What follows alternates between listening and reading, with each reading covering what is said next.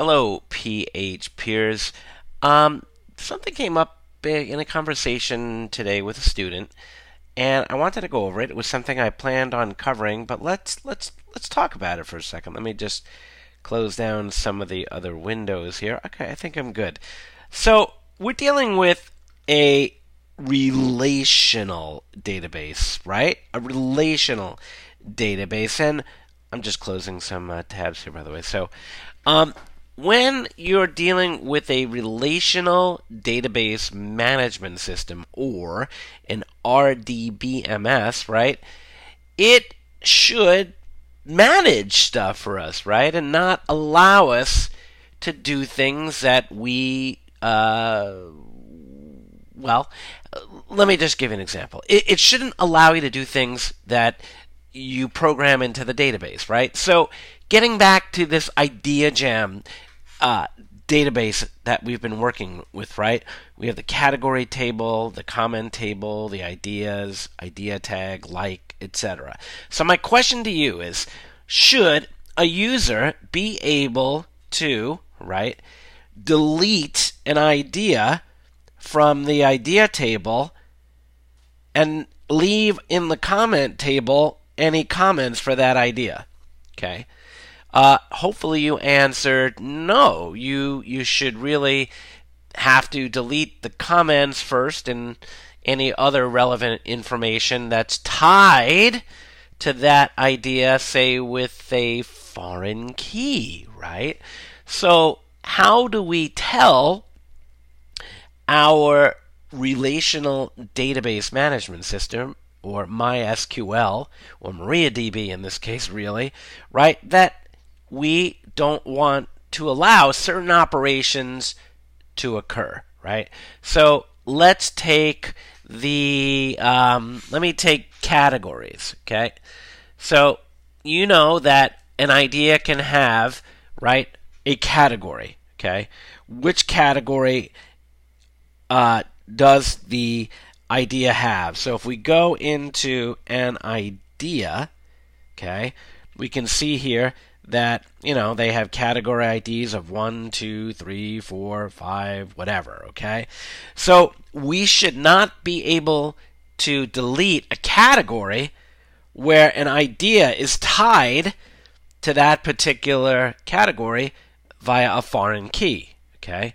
So here's the way that you can restrict, and I'll demonstrate this, your database engine, right, from making that delete and, not performing a SQL delete if you ask it to, okay? I know, I got a lot of words here and a lot of things, but I think you'll get it, okay? So the first thing you need to do, right, and I may have done this already, let me just check, okay, you need to create a new index, okay? So category ID is the index that I created. And I'll do another one just so you know. So you create an index in the table, okay, idea, and then in the category table, right, you do nothing, okay? Because first of all, the only foreign key we're dealing with here is category ID and category ID here, right? It's not like we have an idea ID in one table and in another.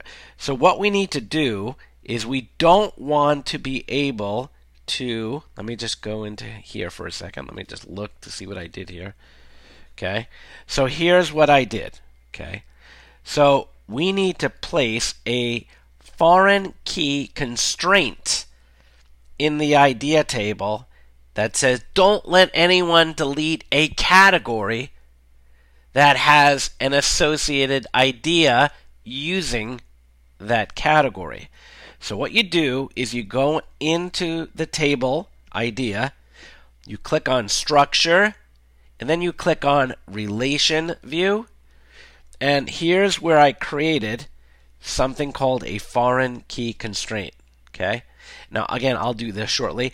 I had left this blank, it filled it in, and then the column in the idea table, okay, so I select the column, it's actually already defined for me, it's one of the indexed columns, and then I say what table is the constraint going to occur in. It's in the same database, database. Then I say which table, category, and which column, okay, to check for. So again, I select the column in the idea table here, okay, that I want to enforce this particular constraint on. And then the foreign key is going to point, for category ID, is going to point to the IdeaJam database, and then to the category table and the category ID column.